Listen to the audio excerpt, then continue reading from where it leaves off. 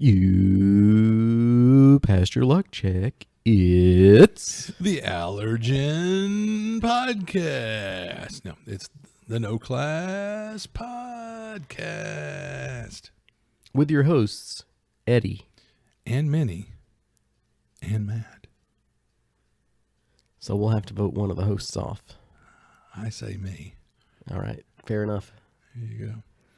Minnie's just too cute to vote off the island. She's laying across the chair, but I can see her muzzle. She looks all sad and despondent. She's all alone. She's licking her lips. She's ready to win There you go. for the hunting night. And love at first sin. She's got a little paw out now. There you go. This is the excitement level of the cast today, folks. You can go ahead and turn this one off. The pollen count is up, and those bad long con boys are down for the count almost. Yep. So, welcome to the yellow season. That's right. It's beginning to look a lot like pollen season. Anyway. It's not winter. It's not spring. Yeah. It's yellow. Yeah. Because it's like break out the shorts. No, wait. We're going to have this one more dip. Like it got down to 39 last night. And I think the high for yesterday was maybe 60 again today. So it's still a little chilly. Well, I hope they've at least got beans in it.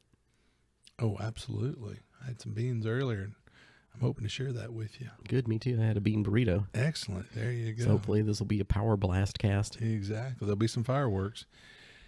Well, we usually lead up talking about long con. And so we've got our long con spring, sort of a pseudo con. Pseudo-fed. A games day. Yeah, we need some pseudo-fed. It's currently April 29th and 30th. The deal was if the 29th sold out, we do the 30th. If the 30th sells out, we'll do the 28th. As of right now, we've sold half of the Sunday tickets. I hope we'll sell more if for no other. Yeah. Go look. I'm going to press X for doubt. Oh, well. Okay, I'll go look. Yeah. Carry on. Okay, I will. But anyway, yeah, so far we've got some great games lined out for Saturday. I've seen David Hubbard's put in some games. I've got a game in. Our old buddy Kirby's got one or two games in. And I know there's other ones. Adrian Compton, our very good friend, has already got 2 or 3 games lined out. And there's some some of it's fit. So we're gonna have 5th edition for our 5th edition people. They're, hardcore current edition, folks. So by all means, get, and even though we might have sold out tickets for Saturday, I feel like when we open up April 1st, that's when people, if those who listen to the podcast, you don't have to ask these questions anymore on Facebook. April 1st is when you'll be able, at 9 a.m., you'll be able to pick your seat in these given games. I wonder if there'll be enough people having bought tickets, because some of those tickets are people running games. There might be some open seats. We'll have to maybe at the door kind of thing or something. I don't know. We'll figure it out then. We'll see how that plays out. But we want to give first dibs, obviously, to people that bought tickets. So unfortunately, it's not half. It's one short. Unfortunately, it's more than one. But I will say that's a lot higher than I thought. Than you thought. Well, there you go. But it's not half, of course. So I am technically right. I like that, technically. All right. Well, that's what our listeners want. They want the technical correct answer, and they want me to be right. Well, the good news is, like I said, that there are still seats available, tickets for Sunday. And be aware, for those few of you that don't know, those sales are going to charity, which is something we love for to Sunday. do. Yeah, the Sunday tickets. The Saturday tickets are going to the store because we thank them so much for opening their doors to us. Sunday tickets, those are going to go to charity, all those sales. So there's somebody that even told me they bought a ticket, but they don't think they're going to come. But when they heard it was for a charity, they were like, well, I had to throw in. So I thought, wow, that's really awesome of them to do that. And if you want to throw into the charity, we can provide a link to that, so you don't even have to attend. But if you want to buy a badge and know that money goes to them, that's cool too. Absolutely. our Children's buddy, Village. yeah, Children's Village. Our buddy Matt Rogers is involved with them, and he had pointed out, and we were like, heck yeah, we'd love to. Anything else about Long Con Spring? No. So I mean, if we do sell out Sunday, No. I was gonna say it's kind of too late in the game now, right? Yeah. Okay. And I'm really heartbroken to hear that. But yeah, so it's gonna be Saturday and Sunday, and I think that's more than enough. Because originally the idea was it's gonna be like a games day, but we'll see. All right. All right. You got anything else you want to say up front? Not that I can think of. Now, it has been a bit. Has it been, you think, a month? More than a month since we've done our last one? More than a month? I think that was that best of? Was that our last one? Yeah. That was on February 14th or something like that. So yeah, it's been probably it's been at a month exactly. Yeah. So congratulations. Yeah. So yeah, it's been a minute, but it's not like we've been idle. Well, yeah, somewhat idle, but anyway. We've been dealing with stuff. That's true. There have been things going on. Right on. Pains and trees and allergies and yeah, it's true. It's true. The tree. I had a storm recently that blew a huge living oak tree down in the front of my yard. So that's been an ordeal. Fighting with insurance companies and whatnot. All snake. Yeah. Snake farm. Yeah, snake farm. Sounds kind of nasty. Snake farm pretty much is. All right. So did we want to do the usual shtick? The usual shtick, like Yeah. we're on some formula. This is just some formulaic crap that we push out. No. Come on now. No. Well, I will say the little last thing here is the Twitch show. Ooh, the Twitch show. So we're just waiting on Matt to give us a date, and then we'll have another Twitch show on the Goodman Games Network. Are we sticking with Tuesday? That's our day usually. I don't care. Okay, cool. Whenever you say there's a day, we'll see. Because some days are busier than others. I think this Friday is completely empty, and I'd be like, yeah, it's completely empty. Yeah. I'm sadly I'm back to work this week. I know.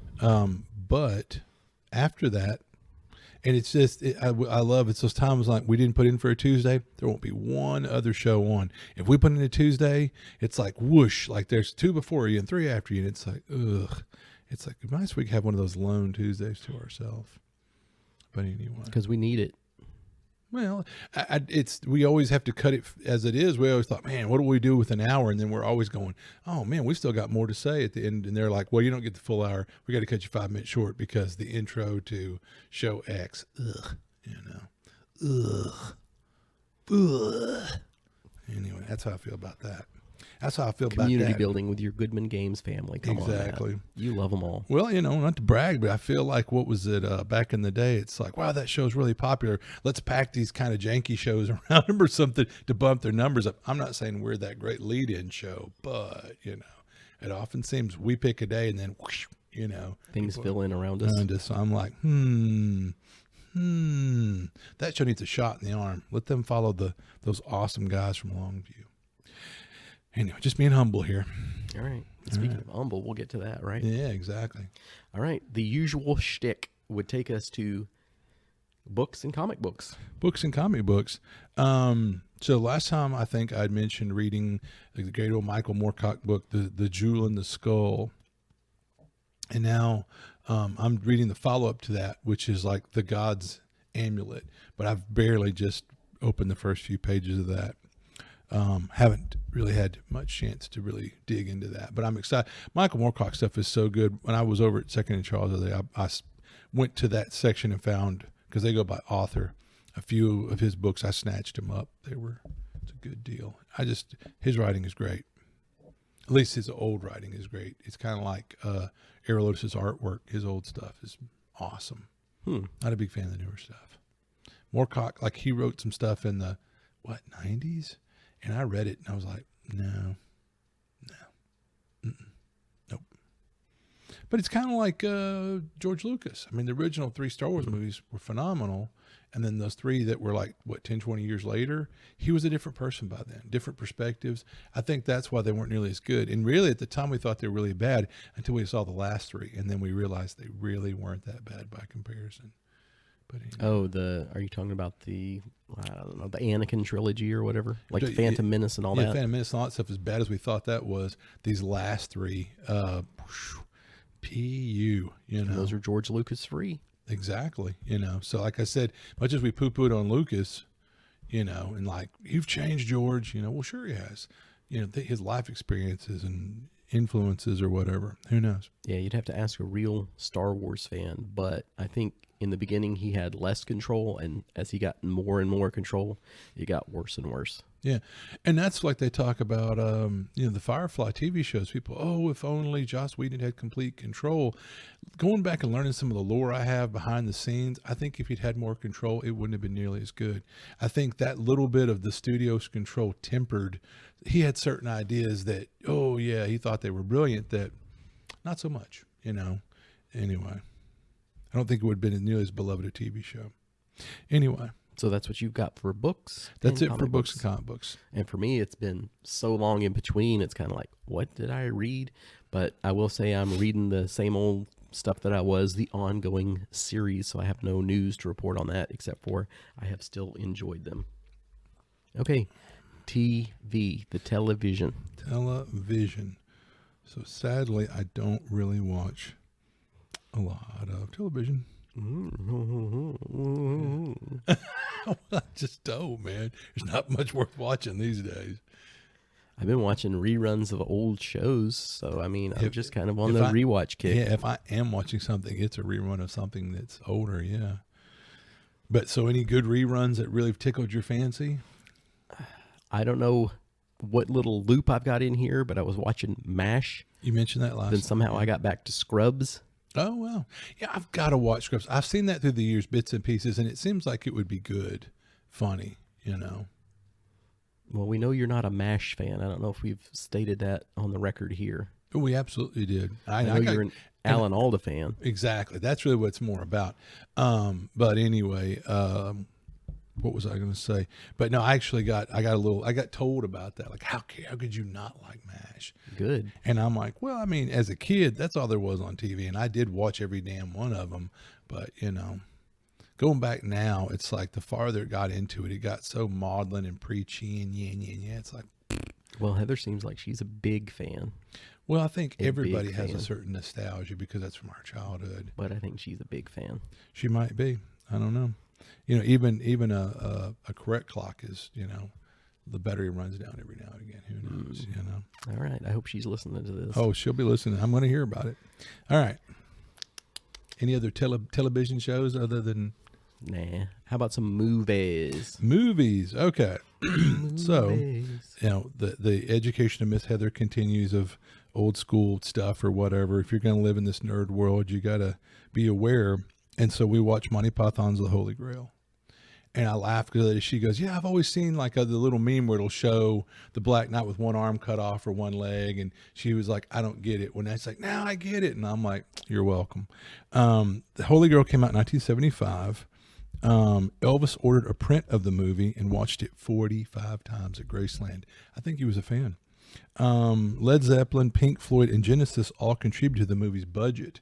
Because this was very, I don't know, I want you to call it guerrilla filmmaking, but they did this sort of on a very small budget, and to be able to do it, the guys from Monty Python's, reached out to, and those were all these great British bands of the era that were hot then, and they threw in some money. The coconut bit was due to not having the budget for horses. Like I said, they didn't have a lot of money. But it's so very quotable, like, 'tis but a flesh wound and huge tracts of land, and she turned me into a newt, and, the French guys, their taunts, the Knights of Ni, the Killer Rabbit, Tim the Enchanter, strange women lying in ponds, let's not bicker and argue over who killed who. And, like, I've seen that on T-shirts and stuff, so just very quotable. He must be a king. Yeah, he's not covered in crap. And on a goof, I started to watch Beyond the Valley of the Dolls. Beyond the Valley of the Dolls. And there's like the line when I'm watching it, the guy goes, "This is my happening," and it freaks me out. Man. Yeah. And I was like, where have I heard that before? Austin Powers, which was, ripped from that movie. Yeah, baby. Yeah, baby. The same line Austin Powers used in one of his movies. Roger Ebert wrote that movie. Yeah, which is really trippy. Which is why it's easier to be a critic Yeah. than it is to make your own crap. Exactly. And I wish they made more of these critics write their own movie so they could get lambasted and learn, because no, it's an awful, I will be honest with you. I was maybe halfway through it, if even, and I was like, I can't watch this anymore. I turned it off. So I will be honest, but that was done like in the mid late 60s. So it's very, that whole hippie mod, and it takes place in LA, and it's, and the guy who did it used to do all these tawdry movies or whatever that were like borderline skin flicks or something, and so it's just funny, like, this is who Roger Ebert teams up with or whatever. But anyway, we watched Fight Club. Oh, Yeah, and again, because I thought that's just one of those ones from the 90s that's really kind of a classic, and she said that had been in her list to watch. Chuck Palahniuk, who wrote that, he got the inspiration after he took an ass beating on a camping trip. He had complained to the people next to him camping about how loud the radio was, and they beat him down. Yeah, good. And when he went to work, and he had all these bruises, and he didn't talk about it. They didn't say anything to him about it, other than like, "How was your weekend?" That's all they never acknowledged or brought. And so anyway, I won't go into it, but it's interesting that was his inspiration for writing that movie. Now, don't you think if you went to work all beat up, they'd be like, yeah, what happened? You'd be answering questions all weekend. Absolutely. But from what he said, that, okay, I'll go into it, that he felt like his fellow employees wherever he worked didn't give a crap about him. And to ask about it would be to learn even that little bit about him on a personal level. He just didn't care to. So you're like, wow, That's pretty cool. Yeah. But anyway, yeah. And then so this movie grew out of that. He is quoted as saying he feels the movie did a better job. Like, his book's good, but the movie's, even he said the movie's better. So anyway. So I like that movie, and I like the single serving friends. Yeah. Because you kind of have that in life. Like the guy you talked to at the airport or something, and it was like, hey, we really clicked here for an hour, but I'll never see you again, so have a nice life. Good luck, take care. And you figure, wow, what a shame, we kind of connected.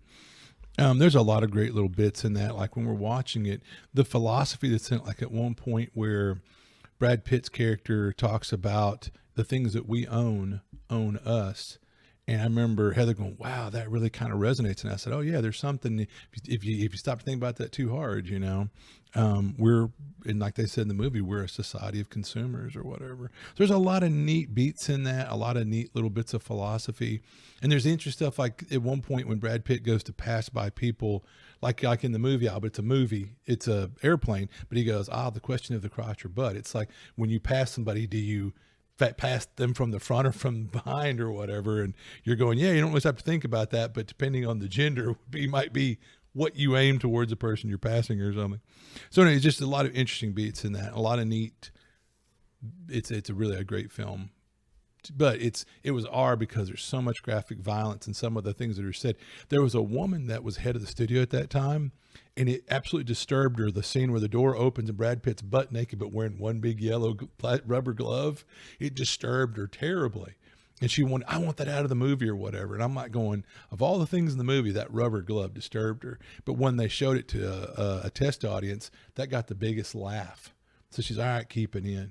And there's one part where, what's her name is so great in that. She plays Marla. She was married to Helena Bonham. Yeah, Bonham Carter or whatever. At one point in the movie, she goes, when they get done having sex and Brad Pitt's rolling over, she says, I haven't had sex like that since grade school. And so what's funny about that was the replacement line. I want to have your abortion. Yeah. So that was the original line. And that lady studio head, again, was so upset by that. She said, take it out. And they went, we promise we'll take it out. Well, they put that line in its place, and she was even more upset. But by then, it was kind of like too late or something. So anyway, yeah, I mean, there's some wild stuff in that. But yeah, Marla's character, Watson did a great job with it. But anyway, I could go on. There's a lot of neat anecdotes about that movie. But anyway, I don't want it to be one of these hour and a half long ones. We watch Ironclad, and I've mentioned Ironclad on here before. I love Ironclad. It's hard to find it on streamers anymore, and good luck finding it in one of these bargain bins. But if you can find Ironclad, get it. I think sadly only streams anymore right now currently on YouTube and on Google. Like, I guess Google has a streaming channel. I didn't even know that. But yeah, I went to watch it like on Gary's Voodoo. No. Tried to look for it on Prime. No. Yeah, I think I originally watched it on Prime. But it's now only on those. It's drifted down to those or whatever. But that movie, even though it was one of these B movies that went straight to Redbox, they had great costuming, great scenes and sets. I mean, like they put some money into it. And the actors, James Purefoy, Brian Cox, we've Paul already started Giamatti. his fan club. Oh, yeah. Charles Dance. There are some really phenomenal. It's the one time Charles Dance isn't a villain because he's played so many bad guys. If you know who Charles Dance is, and if you don't, educate yourself. But there's just, it's packed with great actors. And like Paul Giamatti, he devours like almost every scene he's in. He's a great actor. But there's been a lot of great actors. I like it for the fact that there's a very realistic depiction of martial fighting in it. It's pretty gory. Like Heather had to cover her eyes a few times. I don't blame her. I mean, it's pretty tough. Mm-hmm. And so there's your warning. I mean, the violence in this is violent, but there's something to be said for, you know, it's like unflinching, don't look away. This is what martial combat was like. It's brutal. It's visceral. I appreciate that, you know. These were dark times. Anyway, one more. I watched Prey. You'd recommended that. That was your best movie of the year. So Heather, I think, had listened to the podcast and she queued it up. It's like, let's watch. She'd already seen it and she said, I think it's good. I'll watch it again. You know, me and Heather have a bunch of these recommendations in common here, I think. Great movie. Great movie. It got me thinking about strong female characters. Strong characters like Sarah Connor, Princess Leia, Helen Ripley from Aliens, Annie Lewis in RoboCop, hell, even Lilu in The Fifth Element. These ladies embody feminism and they're strong characters. They come from a time of well-written characters. So anyway, just very good, you know. I enjoyed it. All right, you, sir. I watched The Count of Monte Cristo again. Have you ever seen that one? Yeah. I think that one was like the early 2000s version. Mm-hmm. It's a pretty good movie, but I will say watching it again this time is the Count's son is Henry Cavill, The Witcher. Oh, wow. And you're like, what? Wow. So he was the young, like, 16-year-old kid in that or whatever. Wow. And you're like, you can definitely see he already had that look. And you're like, you know, not much after that's when he'd start making movies here and there. And then his career would kick off. So that was an interesting little factoid for that one. Yeah. All right. On to video games. Oh, my. None for me, thanks. Just sit there and look at you. Mm-hmm. I've been playing the latest Pokemon. Oh, my. Scarlet and Violet. It's not so good. Aw. So that's my recommendation on that. I'm still working on finishing it because you know me. You're a completionist. You have to finish it, but yeah. It did have a few interesting things instead of just the typical, like, defeat all the gyms. There's some other side quests that you can do. That was a good addition, but there's lots where it's the typical thing. Like, if they don't innovate, you're like, oh boy, more of the same when it's good.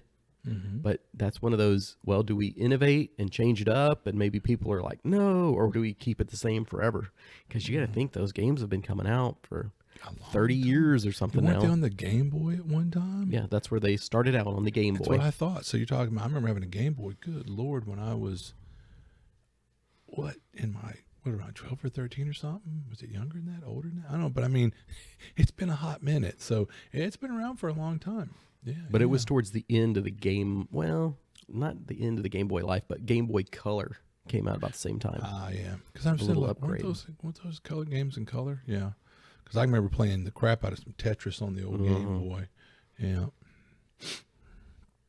And for those that haven't heard, Elden Ring has some DLC coming. So that's cool. Yeah, I'm kind of excited about that. I've dipped into Fallout 76 a little bit to check out their latest updates. The pit. It seems like it's group stuff again, so it's like, I don't know. Yeah. If everybody gets the itch again and we do some stuff, maybe, but otherwise I probably won't mess with it too much. Double R swears that he'd come back for some 76, but I know, talk's cheap. Doubt. Express doubt. Yeah. All right. Well, I guess now we roll into, we went to Humble, Texas this weekend. Right. We tried to be RPG Expo, which was D&D free. D&D brand D&D free anyway. Yeah. And had a lot of fun. David Donahue, his game store, Ettin Games, his newer location, because last time we went, his old location was fantastic, but a little cramped. Well, problem remedied. It's expansive. It's huge. He's got multiple game rooms, a nice card, play area, and then the store itself is expansive. Numerous back tables for tabletop gaming. 2 extremely clean, very spacious bathrooms. It's really a neat store. His staff really super nice, friendly, knowledgeable. So yeah, no man, definitely had a lot of fun. He's a great host, and there were some folks that came all the way from Oklahoma to play down at the store. So it was a draw, but the tables were fun. We had a lot of fun with the games. So we were playing Castles and Crusades. Yep. I was playing that back in the day before we started playing the most recent edition of the world's oldest role-playing game. 5e. Yeah. And we've been having a lot of fun with it, but, I won't go into it, but we jumped ship to 5th edition. But talking about coming full circle. You should go into it. Yeah, thank you. But no, coming back to Castles and Crusades, it's essentially, if you took first, second edition D&D and you modernized it to enough degree that a more modern role-playing audience would be like, this is great. I mean, yeah, that's kind of the best way for me to describe it. But because it's got ascending armor class, it's got stats of saves, which they did that before 5th edition did. But it's the game that everyone knows and loves pretty much. Yeah, very much. Mm-hmm. We played with the game master on Saturday was Martin. Milton, that's what I said. Milton. Martin. I'm kidding. I just saying if he's listening. This time, fine if he's listening. He's not, but if he is, I'm teasing him. But yeah, old Milton. No, and Josh ran Sunday, and we had a lot of fun with those games. Yeah, Josh's was a lot better, I have to say. You could tell the quality of GMing had increased on the second day. It was like, wow, is this Critical Role? But I will say one thing I loved. It was so we played a more traditional beat 'em up on Saturday. Against the Giants. There's pictures on giants. Facebook. A crap ton of giants. There's like a storm giant and a crap ton of hill giants and a bunch of ogres, and it's like we're gonna die. And somehow we pulled out a win. We lost our wizard, but it's like the old classic rule: don't move where the healers can't get to you. The help was coming, but he decided to levitate 20 feet in the air. Just as the clerics are moving. We had 2 clerics in the party. Well, he was standing right next to at least one of the clerics. I know. So then he levitated away from y'all. And then it's like, yeah, sorry you died, but now your corpse is levitating up in the air. And then they made sure to go like, that spell keeps going even when you're unconscious, right? Yeah. So you can't even like fall to the ground. It's like, okay. Yeah. Whatever. Because the one cleric's like, I have raised dead, but it's like, you got to get down here at floor level. And then I'm trying to think. And then, the dwarf leapt away from the healers once again into the fray, being all badass. But now the dwarf played by... Split the party. Yeah, David was kicking ass. Yeah, we had a somewhat newish role player, I was led to believe, which... A lot of fun playing with Holly. She seems like a lot of fun, but she's newer to gaming, and she decided to split the party, and everyone kind of laughed. Yeah, and I don't think that they expected us to do what we did either. Yeah, but where it was like, let's just kick in the door and start fighting this room full of giants. Yeah, David was playing this kind of bloodthirsty dwarf who had this hate on for giants, and he was like, I can't be contained, and we're like, all right, then let's see how this goes, Yeah, I thought we'd be dead in a couple of rounds, because if you take 4 basically AD&D characters and put them against a room full of giants. Yeah, good luck with that. So, yeah, there was a lot of luck. Yeah, there really was. And not to brag, but yeah, yours truly and my boy over here, we're like your expert dungeon consultants. I got to say, I felt like we brought a level of play that was definitely heretofore unseen. Yeah, exactly. But no, it was, what a team, what a duo. You did love that silence stone, didn't you? Oh yeah, exactly. Like, this is exactly what I need in my life. And did you like when the one giant started to scream, I dropped it over the edge there? Teamwork makes the dream work. But yeah, great time. And then Josh's game Sunday, my favorite takeaway from that was at the end, he let us know that, oh, by the way, all those times when you didn't let someone die or just bloodthirstily kill somebody, the goddess at the end is like the goddess of bloodshed, wanting murder or whatever. She's like, so the more people you let die during the adventure or kill, the tougher the big bad is at the end. And I laughed thinking, wow, if we had been able to have time to play that, we probably would have smoked her, because we didn't let hardly anyone die, so. Anyway. That one was a good one because it does not reward murder hoboism. It punishes it. Yeah, then that's the takeaway there, is that, just to spell it out, is I liked that it didn't reward that kind of mentality in play. So, yeah, I'd love to unleash that on some people.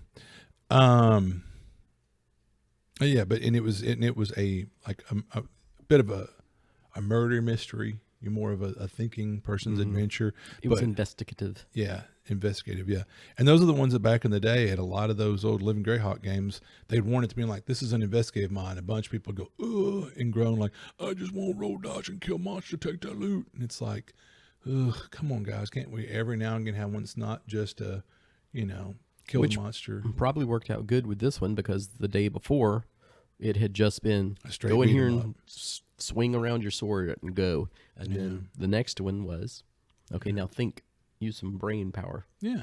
I enjoyed both, but definitely for different reasons. It was complementary. Yeah, which is brilliant of Milton and Josh. If they'd both been straight up brawls, it'd been like boring. And if they'd both been very investigative. Yeah, like there's not a lot of combat, so. Yeah. It's funny, even Gary's blown my mind before, because Double R's been like, when are we going to kill something? And I'm like, wow, really? You'd figure he'd be more of a mental gamer, but even he's like, well, you got to give me at least, which they were smart. They started out with the potential combat, but yours truly playing the wizard, I kind of neutered the combat by, well, let me put him to sleep. Let's not murder him.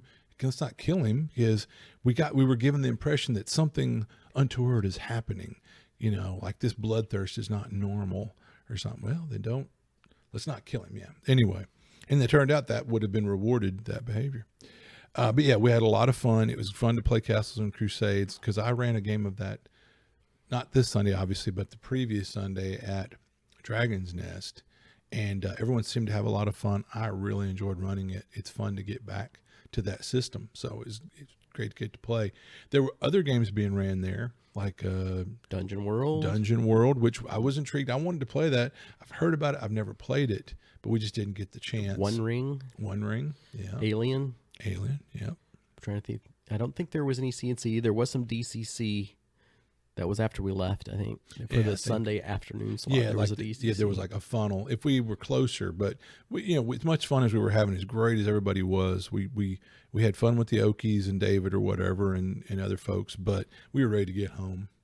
Well, that was very much the allergy trip for me. And then David ended up getting it too. So I spent pretty much the whole weekend blowing my nose and sneezing. Yeah. Our good buddy, John Watson, made a point to come from the far side of Houston, which, if you don't know, that was a big deal, that he drove that far to have some breakfast with us. And then he paid for the breakfast after that long drive. That guy, we were like, well, at least let us pay for it. Nope.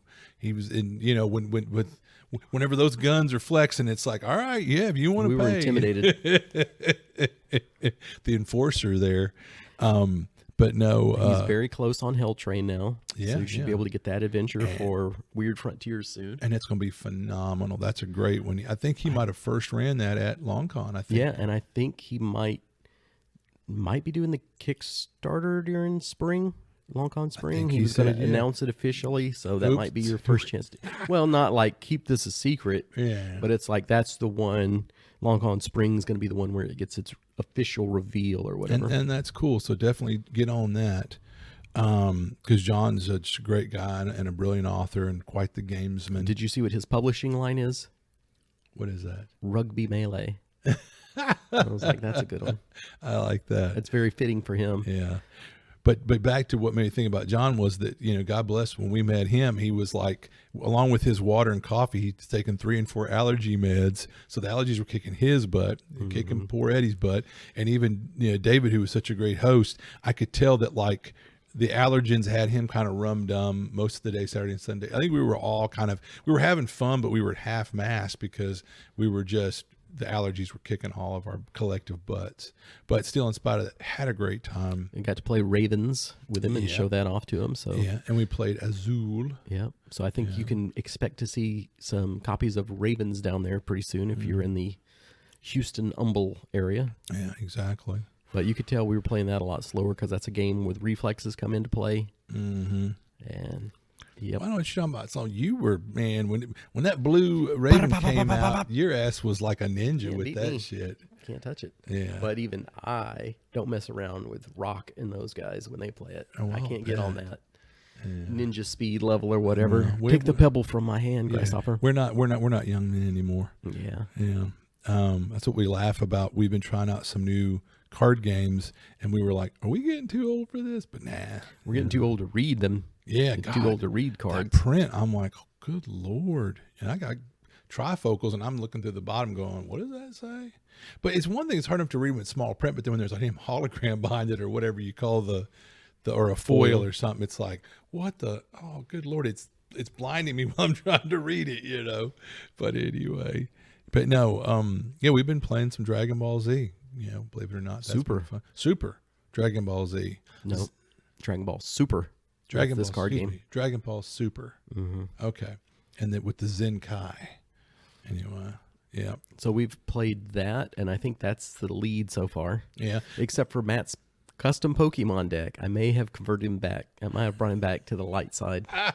I don't know if I call it light side, but you know, the dark side of the light side. Pokemon in the TCG thing. Yeah. That's the light side. Your cards are the dark side. But yeah, I had fun playing the game the other night. We played with Pokemans. It was fun. Mm-hmm. And then custom deck. Mm-hmm, custom deck. And then and we played some Flesh and Blood, and it's not bad. The little freebie decks we got from our good friends at Dragon's Nest, we quickly clicked on the idea. We were doing a few things wrong, and once that was pointed out, I could see where the game would be a good time. But then we went and bought some random starter decks, and these are definitely a thinking man's game or woman's. You know, you better. Yeah, and those are just the blitz decks instead of the standard decks. So that's supposedly the quicker, easier version. Which is woof. But anyway. Some of those cards you expect you're just going to pull down a little, like to be continued flap, or it's going to go out like the. Centerfold or something where it's like and it's just some of that stuff where it's that game is pretty wild. But one thing I do like about it is any given card can be an attack or it can be energy for super. No, I'm Flesh and Blood. Well, you Flesh and Blood. If you think about it, you can pitch it into energy. Yeah, you can pitch or it can be an attack, or it might be able to be a defense. Yeah, or that too. So like if you've got the way of the crane or whatever, it's an attack possibly for 4 or a defense for 2, or it can be pitched for 1, 2, 3 energy. So the card can like I say be an attack, a defense, or an energy. I like that there's no dead cards in your hand. I like that aspect. So in that I could see where again that would make deck building incredibly convoluted because you have to balance like, well, this card's a great attack, but it's a poor defense, and it has kind of a poor energy value. Well, I don't know. How many of those should I put in my deck? Or this has got great energy value, but it's a really crappy attack. You have to balance that in your deck. But so next week, Dragon's Nest is having a Flesh and Blood event gathering on Tuesday. Not this Tuesday, but next Tuesday. Yeah, 21st. 21st, Flesh and Blood. Check it out. You going? I was interested. I'm genuinely thinking of going because we've talked about we want to endorse and encourage. Well, if you get in, I'm interested too. If you go, I'll go. Okay, that sort of thing. I'll let you put it on me. But okay. If I go, are you going? More than likely. No. I can't pull that one on you. You're like, I don't give a crap. You go. No. It depends on how the days went. But no, what I'll say is you and I both are going to have to brush up on our Flesh and Blood because we were taking 20 minutes with our turns. Somebody can teach us Flesh and Blood on that Tuesday. That might be the thing then, yeah. But I won't go into that. But yeah, Flesh and Blood, it really looks like honestly a quality card game. It's just, it's very convoluted, I guess is the word I would use. Got a lot of moving parts. Yeah, that's definitely true. So that's one of those things where I wouldn't doubt once we've been taught properly. And I'm going to take a little jab there. I remember back then when I first got into Magic, inside the container where your deck was a small booklet. And I mean, it was a booklet, a pamphlet that explained how to play the game. Magic's somewhat of a complicated game if you've never played it. damned Flesh and Blood, but I will say that the little fold up inside the Dragon Ball Super Oh man, yeah. is pretty good. But even I'd like to have had more of a little booklet. But it's still front and back and da da da da. And they comparatively, give you if you get like Flesh and Blood and a Pokemon deck and Dragon Ball Super deck, Dragon Ball Super is far beyond the other ones in what you get. Yeah, one side is like the play area that shows you the layout, which is really great. The other side explains a lot of the terms, and then the other one gives you kind of a round of play and some of that terminology. So no, I will say out of the three, bravo. But still, I miss the old little booklet. Would be nice, because I still, even with the Dragon Ball Super, we've enjoyed it, but I still feel like we're doing some things wrong. You know what I mean? And by the way, that set that PVE hooked you up with, that playmat, that's out of one of the special like anniversary collections. Oh, wow. So you can't just buy that by itself. And I went up there the other day and I was like, "Where's mine?" And they're like, "Well, we got this mat." And I was like, "No, I want the one that's got the guide mat." And they're like, "Sorry." Tough shit, Jack. Yeah.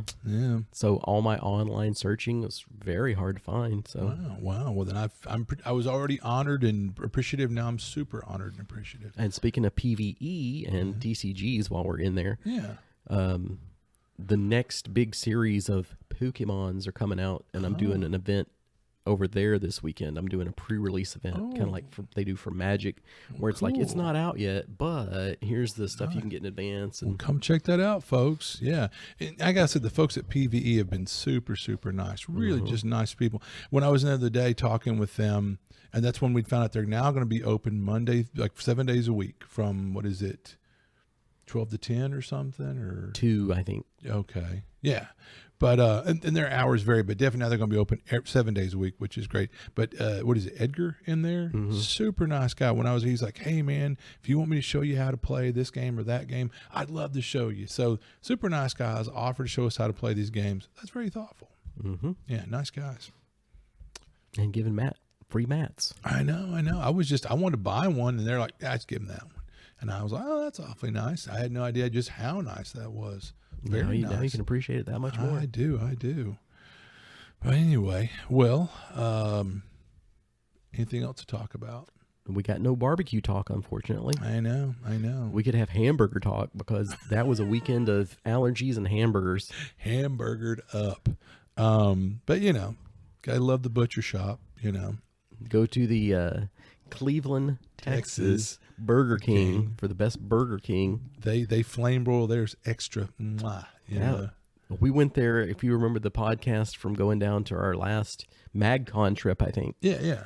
I think we made a note to say that we went to that one middle of nowhere, really, Burger King. And it was just like surprisingly good. Yeah. And it was, again, it was like, this is the Burger King that like seasons their fries and stuff. And it's like, what? Fries are crispy, whatever. Don't get the melts. Don't get a melt there. But you can get the Whopper. Oh, yeah. Definitely get the Whopper. No onion, no tomato, please. Exactly. But yeah. I was curious. I wanted to ask about MagCon today, but I didn't know if it might be a sore subject or something, so I didn't ask. But I'm curious if there may ever be another MagCon. I think Milton was talking about it with him. Okay. And I had overheard a little bit, but I think that's still the dream, is to bring it back at some point, but it may not be affiliated with the school system at all anymore. Who knows? What a shame. But yeah, because it benefited the school. It was their one and only. I think I remember Dave saying something like he might be getting close to retirement too. Oh. That it's now within sight. So who knows, after he retires, he might be able to put more efforts towards that too. Absolutely. So who knows? It'd be nice to see MagCon make a return. Yeah, because it seemed like, how many years had it been running until they terminated it? Like 10 years? Sounds about right. Wow, a decade, So there's that. Yeah, had a great time. Appreciate David for inviting us down, and he was, as always, just a very gracious host. Yep, and the Oklahoma crew was really cool, and it's always good to see John Watson. Oh, there's going to be plenty of horde crawl for your money at the little spring fling too. Yeah. I was going to say, there's going to be quite a few games Saturday, and we're already seeing some games for Sunday. But the horde crawl is moving forward. He's going to get to work on that more after this Hell Train finally comes out. Yeah. So that's when I think you'll see big leaps and bounds. He's got a lot of irons in the fire, because he just got a big leg up at work, and now his region that he's over is rather large, and then he's doing this stuff. So, and he's working with Ulysses Spiel and Torg and all that. And He's a powerful and attractive man. there you go. Extremely.